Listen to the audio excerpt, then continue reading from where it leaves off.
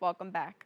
The Office of Veteran and Military Resources at Bronx Community College supports enrolled veterans, current service members, and their dependents from application to graduation. They not only connect student veterans with peers and the broader veteran community, but also assist in their integration with the wider student and civilian population to foster success throughout their academic journey. Here to tell us more is the coordinator of Veterans and Military Resources Office at Bronx Community College, John Rosa. John, thank you so much for joining us. Oh, thank you for having me.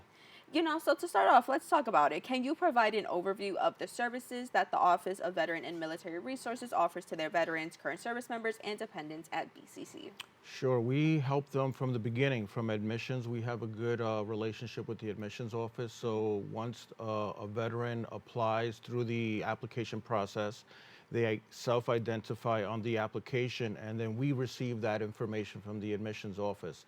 At that point, we reach out to the veterans, letting them know that we can help them with the completion of the application, transcript requests, financial aid, and also the benefits that they have available to them through the VA, which could be Chapter 33, what we call the GI Bill, or it could be Chapter 31, which is vocational rehab, tutoring, all the different services. We have a lounge on campus, so that's where all the veterans come in and have lunch. We have a refrigerator, we have computers, we have a coffee maker. So that's where they, hang out and talk about the good old days when they were back in the military. Now, the VMR, you guys see these students through from application to graduation, which is Correct. the whole 9 yards, the whole process. Can you tell us a little bit about how so? Well, I try to see each individual on a one-to-one basis, so I am the academic advisor for all the student veterans.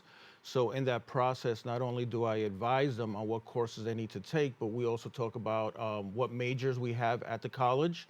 And with that conversation, then other things start coming up that may be personal to the students, whether it's because they have food insecurity, they may be homeless. Some of them have some issues that they're dealing with the VA, medical issues. And so all those things help me help them find out how long it's going to take to graduate, because sometimes it may take a little longer than 2 years. What professors are the best professors for them, online courses, the modalities basically, because we are now, after COVID, now we're offering a lot of online courses. It may be good from some students, it may be bad for other students. It depends on the individual. I tend to believe that it's better to come in person also, because you have more of an interaction with the professor. So all those things come out on that one-to-one, and then that's when we get tutoring for them. We get them to go to the food pantry, which is on campus. We have personal counseling also available on campus. We have a child center, because some of our veterans have children that could go to the child center on campus. So there's a variety of different things that are basically spoken about, and then we try to accommodate or meet them where their needs are. I think that's so important because when it comes to college, whether it's 2-year university, 4-year university, you're stuck in this huge pool of students. And sometimes it's not always easy to get the resources and the help that you need, whether that be Correct. academic, personal, emotional. So I do think it's important to kind of have like these smaller groups where you are able to pair people one-on-one. So with that, let's talk a little bit about how does the program integrate with students' college degree programs and lead to a commission as an Army officer? Well, we have a relationship with the ROTC program at City College. And the ROTC program, basically, there are two campuses where they go to basically drill or PT. And that's at City College, which is closer to us, or at York College, which is closer probably to the Queens colleges. And so the student could be a student at BCC, a student veteran, but they also go to PT at City College, and they also go through military training, a course that they have there.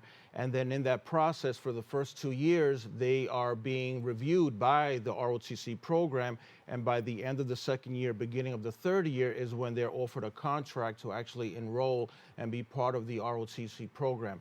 At that point, they are then therefore required to do 6 years after they leave their 4-year program, which probably would be once they transfer from Bronx Community College, they'll go to City College most likely, and then they'll finish their 2 years there, and then they have 6 years to go in the military.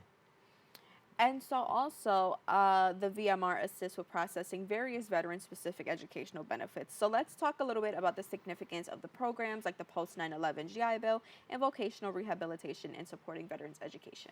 So right now it's the Forever GI Bill, and Hmm. the Forever GI Bill is the current GI Bill. Before is the post 9/11. Hmm. The difference, the main difference is that in the past you had about 15 years from the time of leaving the military to use your benefits. Now it Okay. lasts forever, so now it's called the Forever GI Bill. So we first of all request what's called a COE, a Certificate of Eligibility for Hmm. benefits, and that's given to the veteran by the Veterans Administration, and that's how we as a college know how many months they have available to them moving forward so that they could use those benefits to graduate. That's one benefit. And the voc rehab, which is Chapter 31, is based on their disability that has been identified based on their service. So they apply for that through the website, the VA website, which is va.gov, and it's a little bit of a process, but once and we help them also with that process. I've gotten a few veterans to apply, and they have gotten the benefit. Usually it's after they use up their Chapter 33 or the Forever GI Bill. Usually they want you to have it, they say technically one day before you Hmm. expire, but I usually tell them to apply 6 months before because the process is different for every individual. So we don't want them to miss out on the possibility of getting their Chapter 31. And then it's a one-to-one counselor that is the one that really advises the veteran on what career path or educational path they should take based on their disability. So, for example, I had a student who had a disability where he was not allowed to become a nursing student because he had a problem standing up for a very long time. Hmm. And so then, therefore, he was required to change his major. Now he's a not a nursing major, but he's a social worker at, I think, at NYU or, yeah, I think it's NYU. And then we keep in contact with him. As a matter of fact, he called me up, and now he's at a special program, and now he's in contact with the VA. So we keep good relationships with our veterans even after Hmm. they graduate and they come back and they want to help us at our office to help further the program.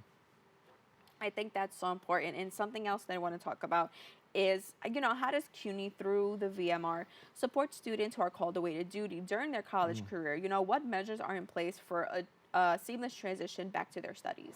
So usually, currently, right now, the group that's being requested to go active are the National Guard by and Okay. far. I have a lot of experience with that. And normally they get their orders and it Hmm. lets us understand how long they're going to be away.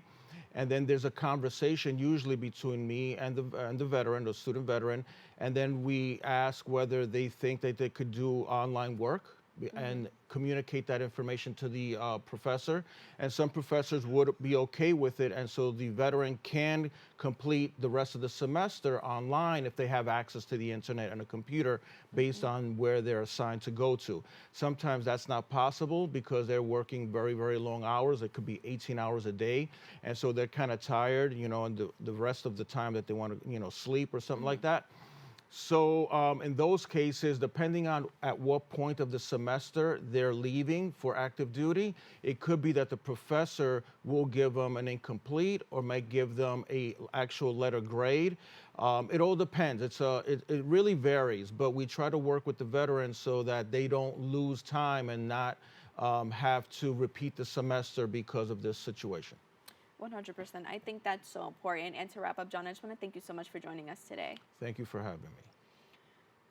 For more information, you can visit the website at bcc.cuny.edu.